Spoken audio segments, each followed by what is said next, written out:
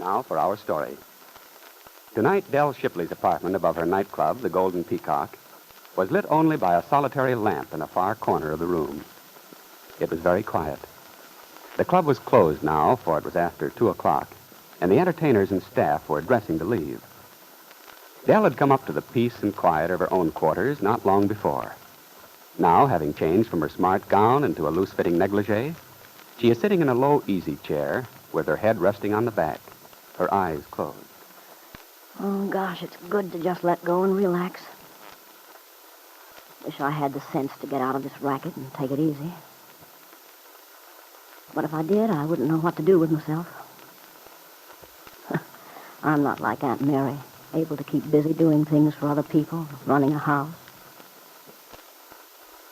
Mary sounded real worried when I talked to her the other day. She sure got that kid Lisa on her mind. I wonder what bothers that girl. Well, guess I'll have to talk to her. I promised Mary I would. But I sure hate to mix up in it. Especially after what Lily said. She did her best, and all she got was a fast brush off. Oh, Lord. For 2 cents, I wouldn't answer. Oh, come in, Lisa. Hello, hon. I'm glad to see you. Oh, I know it's awfully late. Oh, forget it. I've just been sitting here feeling kind of sorry for myself. In another minute, I'd have been crying into a beer.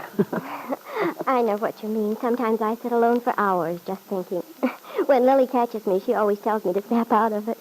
Lily doesn't go in for daydreaming much herself. At least she'd have you to believe that. But I don't know. I keep this grin on my puss all night for the customers. It's nice to look gloomy if I want to, when I'm alone. Well, hon, how's the world been treating you?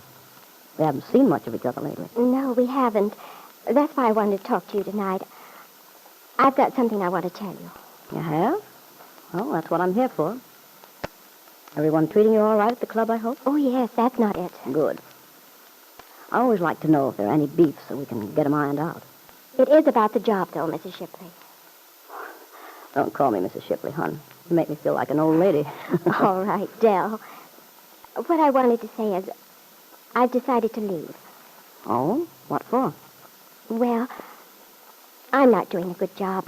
I'm ruining the whole show. Now, take it easy, No, hon. really. I know you're willing to keep me on for Aunt Mary's sake, but I don't want you to do that. It's not fair. What do you mean it's not fair?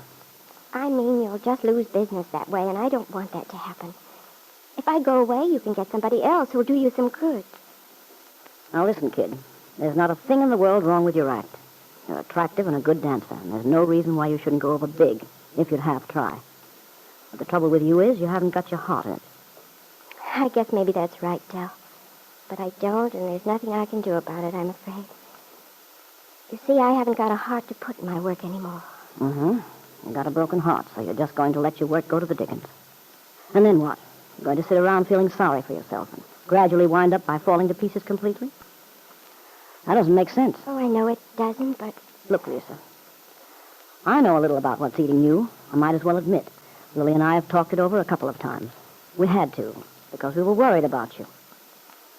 You wouldn't guess it, but Lily's the kind of a girl who can't stand to see anyone falling apart without trying to stick them together again. And in my own way, I guess I'm almost as bad. Anyway, I've got the general idea that you're unhappy about this split-up with your husband. Yes, that's part of it. Well, I know how you feel. But you can't let things like that get you down, hon. You've got to fight, or you go under. I've tried to fight, Dell. But I guess I've just given up. I'm tired. Listen, kid. I felt that way once. My husband's ship got sick. Or it was worse than that. He lost touch with the everyday world, if you know what I mean. They had to put him in a mental hospital. Oh, Dell. I'm not trying to give you the sad story of my life, kid. All I want to say is I know what it is to have things go wrong. You feel you can't keep on. All you want is to crawl off in a dark corner and be let alone. Yes, that's it.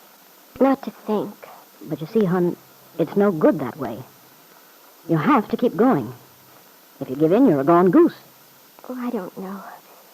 Sometimes it seems to me people reach a point where they haven't the strength to care anymore. You can get over anything if you really want to. I wonder if you can. Sure you can.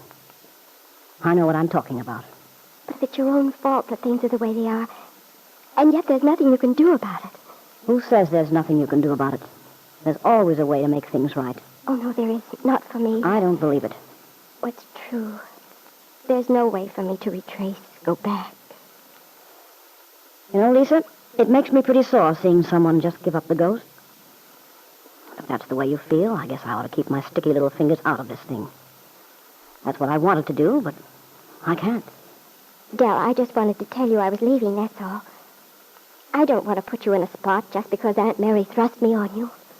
Aunt Mary. Yeah, I was thinking of her, too.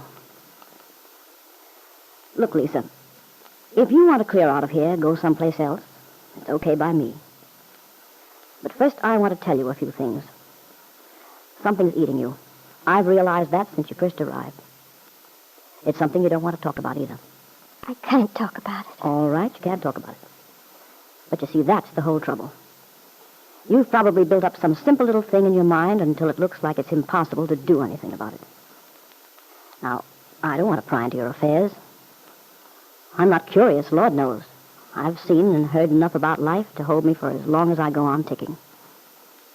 But for your own good, I think you should get it off your chest. Let someone who isn't in the middle of it give you their slant on it. I wish I dared do that, but I'm afraid to, really I am, Dell. You see, I'm sure about one thing. I haven't exaggerated the importance of it, not a bit. Well, maybe you haven't. Whether you have or not, it'd still be a good idea to find out how someone else feels about it. But it's asking so much of anyone to keep such a thing secret. Look, hon, you don't know me very well, I grant you. But you do know Aunt Mary. Yes, I know Aunt Mary, and that's just it. She knows. She knows what? Oh, nothing. Nothing. I was just thinking. Well, what I'm saying is, can you imagine Aunt Mary being friends with someone she couldn't trust? Oh, no, of course not. Okay, then, I'm a friend of Aunt Mary's.